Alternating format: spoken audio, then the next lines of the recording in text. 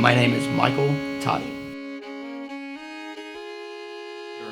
I was a E4 specialist in the United States Army. My MOS designation was a 91 Whiskey combat medic. I come from a long line of military family. I had family that fought on both sides of the Civil War. I had family that fought in the Revolutionary War. Every major conflict this country has ever been in, I had family in. So it was just what we did.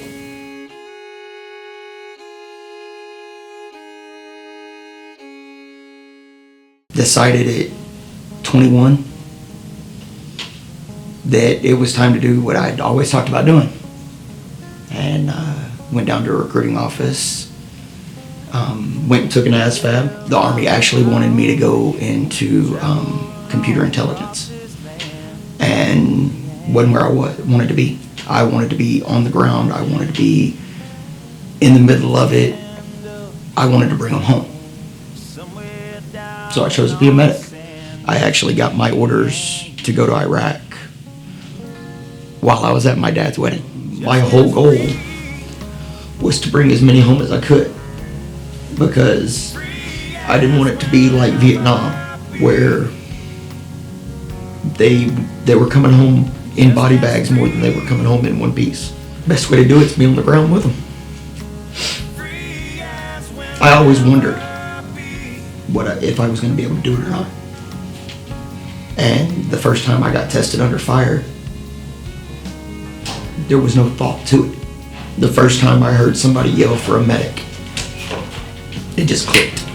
It was like somebody hit a switch, and it glazed over, and I went to work. We were just outside, we were en route from a forward observation base into Baghdad International, what we call BIOP. We got hit by a roadside IED. I get the call that one of the gunners got hit by shrapnel. I remember bailing out of the truck, and the next thing I honestly remember is putting him on a litter and putting him in a helo.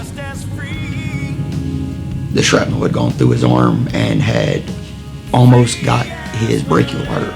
I did what I had to do to be able to get him transported, called in the 9 line, put him on a bird, and sent him home. To this day, I'd do anything for any of them.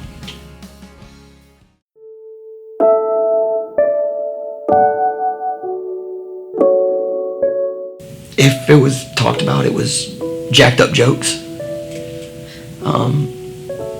crude, lewd, and not always sanity. But I mean, how do you deal with watching things around you that were perfectly serene one minute blow up and go 20, 30, 40, 50 feet in the air that quick?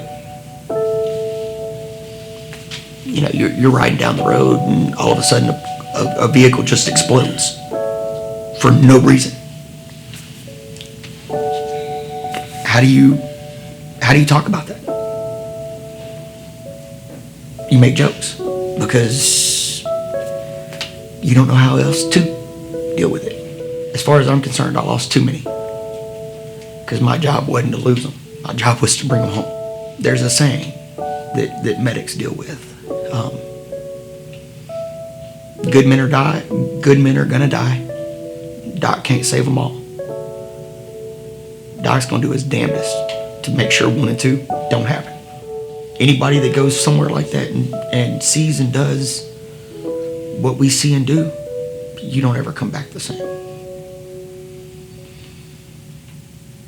It's not possible. If you can go over there and deal with war and come home the same person, there's something wrong.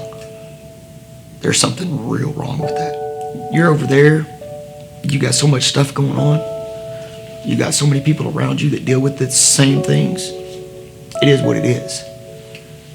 You come home, you don't have those guys that are 10 feet away that you can go, hey, I'm having a time. I need some help.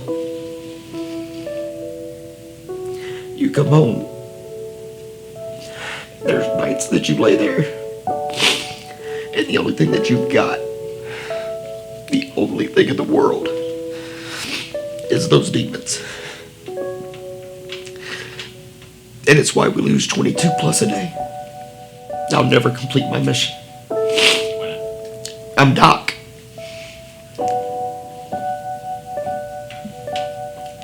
Just like my oath of enlistment, nobody ever relieved me of that duty. It's why I do what I do. Take me to that old familiar place. Take me to memories we walked. Then I did it because I loved every damn one of them. I did it that way, hopefully they never have to see the things that I saw. They never have to do the things that we did. And I damn sure don't want it coming to American soil.